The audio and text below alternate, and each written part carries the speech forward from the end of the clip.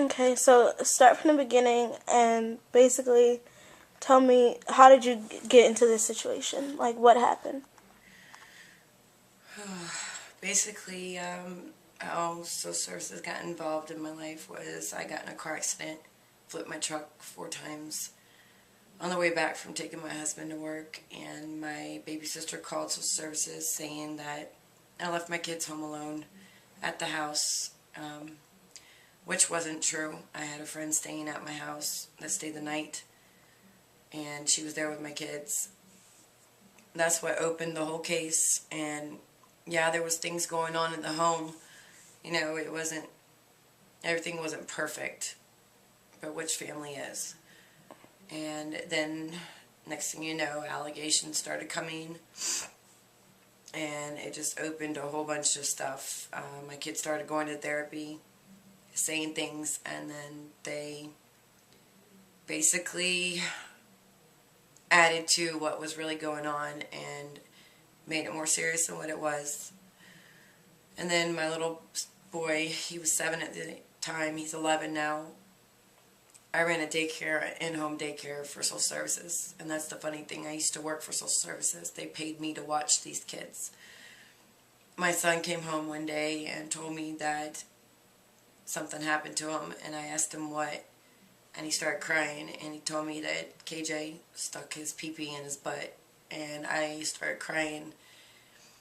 Social services said in the report that I basically just said, oh, don't play with them again. And no, that's not what happened. What happened was I called the police, made a police report. They lost the police report. How funny that is that for it to happen.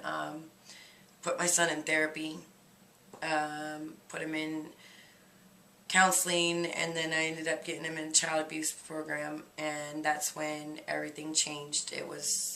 Everything was on my husband, all the allegations of him hitting my oldest son. And then they ended up building up a false case against me. And that's when they came and actually when we were at the child abuse center, they called me and said that we needed to come up to social services. And I thought it was kind of funny because it was after hours. Next thing I know, I go up there and they pull us in a room. They said they're just going to go let the kids play. Next thing you know, they tell us that they're taking my children away and that I had to leave without them. And I lost it. Then we had to go back to court 5 days later, and they told me that I wouldn't get my children back, that I had to do this, this, this, and this to get them back. And I walked out the courtroom saying to my husband that you got my kids took from me, and I can't do it no more. And it's over.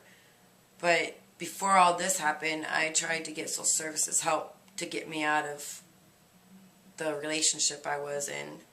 Try to get help, and they were supposed to come in the middle of the night and come get me and my kids and take me away, and then my cousin ratted me out, and my husband found out about it, and then I told services that everything was fine.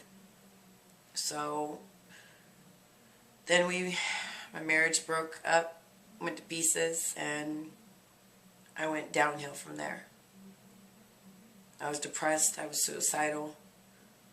I suffer from post-traumatic stress disorder from my kids being yanked from me.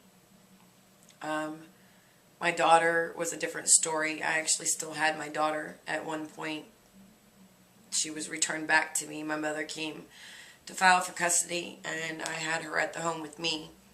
But my husband had to have supervised visits. It's been 4 years now.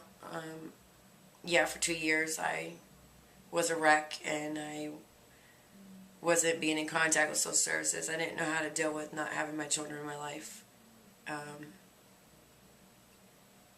It's kind of funny, when I was a little girl, I always did daycare, and I always wanted to have kids, and I said I'd be the best mom ever. And now I'm the one that don't got them. And it's just so hard, because I've been doing everything I'm supposed to do for the past 2 years. And I have a place for them to come home to and everything. And social services knows about it, and they still haven't even came out to see my place. The guardian ad litem just came 2 nights ago. And it's always about that I didn't do this and I didn't do that. But what about what they don't do? They don't return the phone calls. They don't keep in contact with me. They don't tell me what I need to get done still. They told me all I had to do was have 2 urine screens come up negative, and that they would start letting me see my kids. I provided them with that, and then they told me another excuse. Well, the therapist doesn't feel it's right for you to see your kids yet. They're not emotionally able to deal with it. And my thing is how can you tell me that my kids aren't going to be better unless you let me see them and let me try? They gave my husband the opportunity to get them back, and he ruined it. But what about me?